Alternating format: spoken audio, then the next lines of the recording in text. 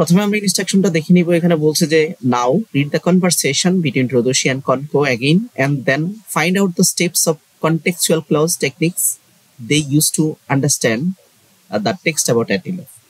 বলছে যে কনভারসেশনটা রোদোশি এবং কনকোর যে কনভারসেশনটা এটা আবার পড়ো and then find out the steps of the contextual clause, যে বিভিন্ন কন্টেক্সচুয়াল ক্লজ বা যে টেকনিকগুলো ব্যবহার করেছে তারা অ্যান্টিলোপ বুঝতে, সেগুলো আবার পড়ো। And letter in pairs or groups, এই কাজটা করতে হবে পেয়ারে অথবা গ্রুপে।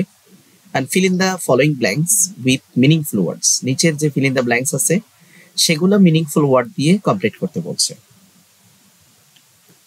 তো the steps of the contextual clause techniques that Rodoshi and Konko used to understand what is antelope. প্রথমে এখানে প্রশ্ন করা হয়েছে contextual clause antelope-টা কি।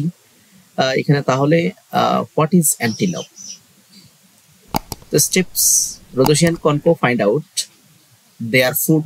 যখন antelope সম্পর্কে তারা জানতে চেয়েছে বা contextual clause সম্পর্কে তারা জানতে চেয়েছে, সেটা হচ্ছে রোদোশি কনকো তারা বোঝার চেষ্টা করেছে অ্যান্টিলোপটা কি। তখন তারা অ্যান্টিলোপ বুঝতে তারা তাদের খাদ্যাভ্যাস সম্পর্কে রিসার্চ করেছে। এন্ড দে হ্যাভ বেবি, তাদের বেবি আছে, তাদের বেবিকে কাফ বলা হয়, সেটা অ্যানালাইসিস করেছে। এইগুলাকে বিভিন্ন প্রিডেটরস, আদার প্রিডেটরসরা বা লায়ন বিশেষ করে বা অন্যান্য প্রিডেটরস শিকারীরা তাদেরকে শিকার করে। Finally they understand that antelope is an animal. যখন খাদ্যের দিকে তাকাইলো, যখন তার বাচ্চা আছে বেবির দিকে তাকাইলো, যখন তাদেরকে শিকার করে, তো শিকার নিচে কোনো মানুষকে শিকার করে না, এটা অ্যানিমেলের ব্যাপার। যেহেতু গ্রাস খায়, বিভিন্ন ধরনের লিপস খায়, তো এটাও কোনো মানুষ খায় না, সেক্ষেত্রে তারা বুঝতে পারলো কি আছে, এটা অ্যানিমালস।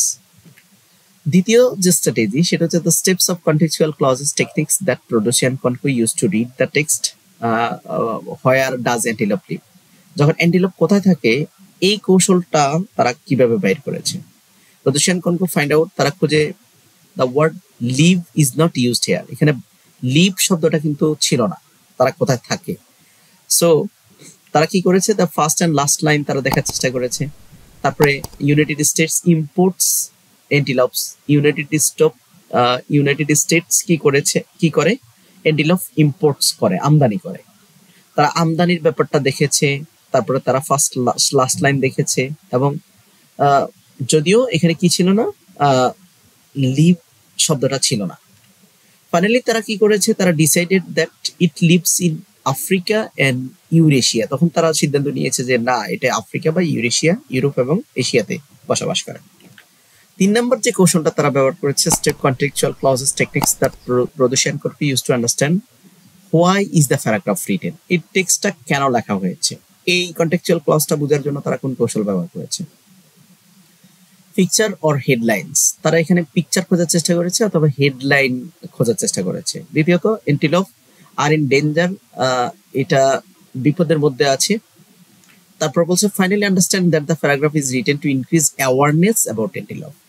যেহেতু অ্যান্টিলোপ একটা বিপদের মধ্যে আছে, এটার ছবি সহ দেওয়া আছে, এটা হেডলাইন্সে বলা আছে, সেখানে এটার তারা এই টেক্সটটা মূলত অ্যান্টিলোপ যেহেতু এক ধরনের প্রাণী যেগুলাকে সার্ভাইভ করে রাখা উচিত, সেগুলা হারিয়ে যাচ্ছে দিন দিন হান্টিং করার কারণে।